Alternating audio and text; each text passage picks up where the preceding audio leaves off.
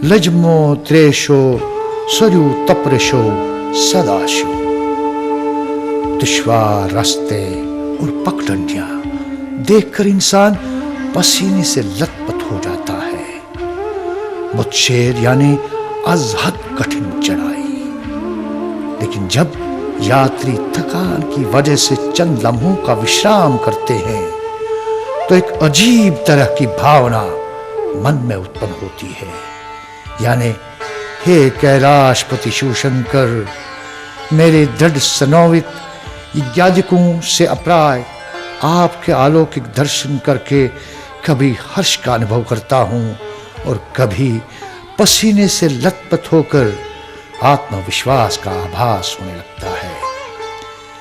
कभी रंग बिरंगे फूलों की भीनी भीनी खुशबू से मनुष्य को एक अजीब सा आनंद प्राप्त होता है।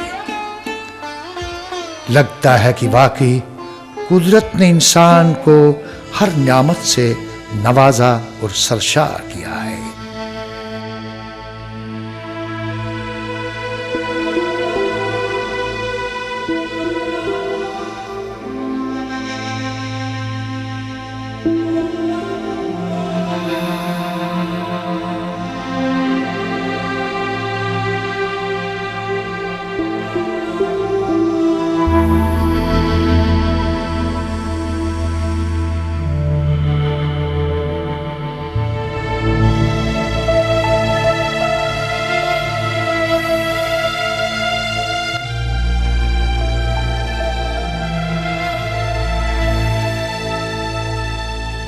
जंगली पदार्थ और जड़ी बूटियां देखकर हैरानगी भी होती है।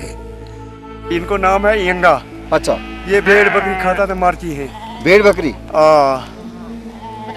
ये एक जहर है जो लाता है। ये पंडित पहले वक्त में लेते हैं, दांतों को लगाता है। दांतों में? दांतों को लगाता है। कैसे लगाना है दांतों में? ये पोष ऐसे लगा के? ऐसे ना ना ना, अगर दर्द होता ना। अच्छा अच्छा अच्छा। उनको दर्द में लगती है।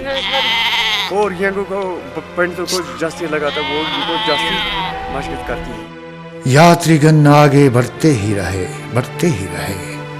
तो एक जगह पहुंचकर जले हुए ऊंचे ऊंचे वृक्ष और पथरीली रास्ता देखकर हैरानगी होने लगी। पता चला कि आज से कुछ साल पहले आसमानी बिजली गिरने की वजह से सारा जंगल नजर आतिश हुआ था, जिससे गहरे नाले व नदियां नमूदार हुई हैं। इन्हीं उबड़ खाबड़ रास्तों से यात्रीगण चलते बने। कभी पत्थरों के ऊपर से और कभी ढलान से गुजरना पड़ा।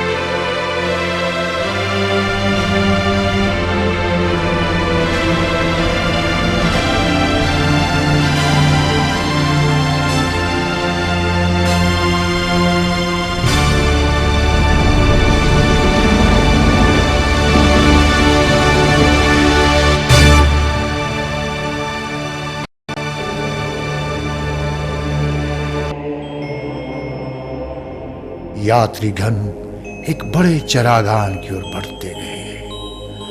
हर तरफ हरियाली और खुला मैदान देखने को मिल गया। ऊंचे ऊंचे पहाड़ों के बीच तुरनखुल का एक पड़ाव निहायत ही खूबसूरत और रोमांचक देखने को मिला। यात्रीगणों ने शाम होते ही एक कच्चे कोठे में प्रवेश किया। दिन भर की थकान की वजह से उसी कच्चे कोठे में गहरी नींद सो गए।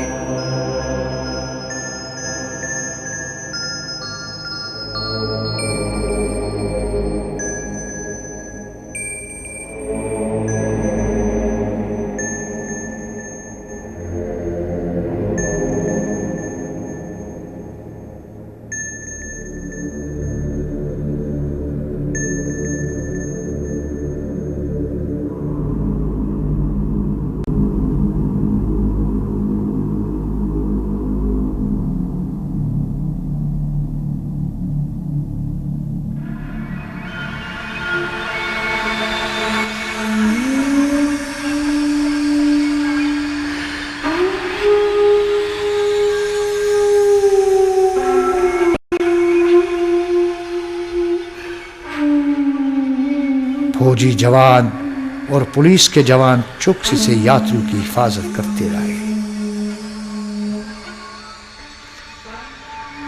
सुबह जब धीमी धीमी रोशनी में इस स्थल को देखा गया तो रूह को सुकून मिलने लगा, और जब सूर्य की पहली किरण कैलाश पर्वत पर पड़ी तो ऐसा लगा कि पूरा कैलाश पर्वत सोने का पैरहन करके भक्तों को प्रभावित करता है।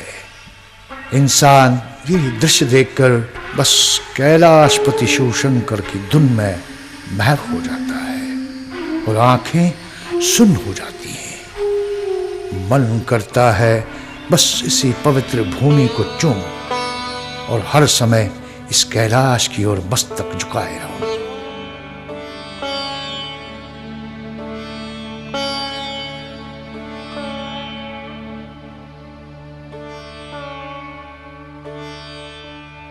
कुछ समय के बाद यात्री गणों ने नाश्ता करके अगले पड़ाव यानी गंगबल की ओर प्रस्थान की तैयारी की।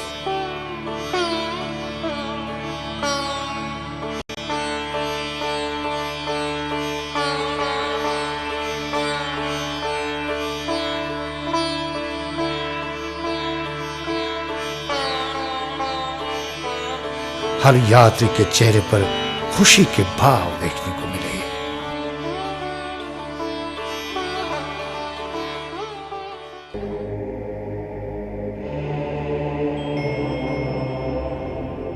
जहाँ पे हम खड़े हैं इसको बोलते हैं त्रुंखड़ खुंड। तो यहाँ ब्रिटिशर्स यूजुअली और अमेरिकन्स, यूरोपियंस ट्रैकिंग करने के लिए आते हैं, और 100 साल पहले बहुत से ब्रिटिशर्स ने इस एरिया का रिटन अकाउंट जो बुक्स में दर्ज किया हुआ है। हम यहाँ पर आज गंगबल यात्रा में आए हैं। 100 साल के बाद ये यात्रा संपन्न हो रही है।